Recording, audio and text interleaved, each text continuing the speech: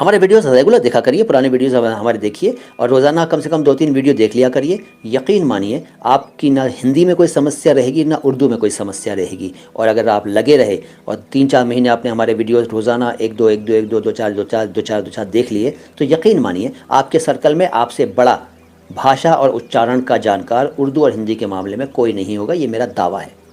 अब आजमा के देख लीजिए मेरी बात को। सर जी माजी के मीनिंग बताइए। माजी का मतलब है भूतकाल यानी कि अतीत, गुजरा हुआ समय। You are so handsome sir ji. Autophobic यार, ऑटोफोबिक सब खैरियत तो है, सब ठीक ठाक है ना। अभी आपने मेरी उम्र पूछी, फिर शादी हुई है नहीं हुई पूछा, अब कह रहे हैं आप हैंडसम हैं। अरे भैया सब ठीक ठाक है ना, अपना भी कुछ बता दो, कौन हो, कहाँ रहते हो, क्या करते हो, क्या क्या उम्र है, मेल हो फीमेल हो, क्या हो भाई बताओ। उर्दू वर्ड्स स्टार्टिंग से कैसे सीखें।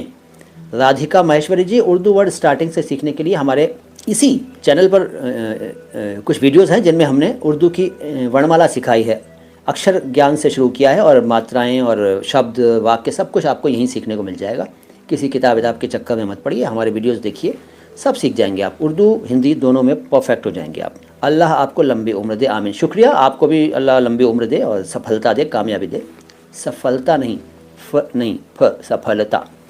सर पवित्र धर्म ग्रंथ कुरान शब्द है या कुरान।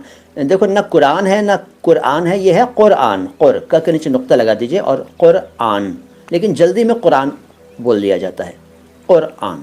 वर्तमान को उर्दू में क्या कहते हैं। वर्तमान को हाल कहते हैं, हाल। अतीत को या भूतकाल को माजी बोलते हैं, माजी, माजी नहीं माजी। हाल बोलते हैं वर्तमान को, प्रेजेंट टाइम को। फ्यूचर को मुस्तकबिल, मुस्तकबिल, तक तक तक तक नहीं, तक नहीं, तक का के नीचे नुक्ता, मुस्तकबिल।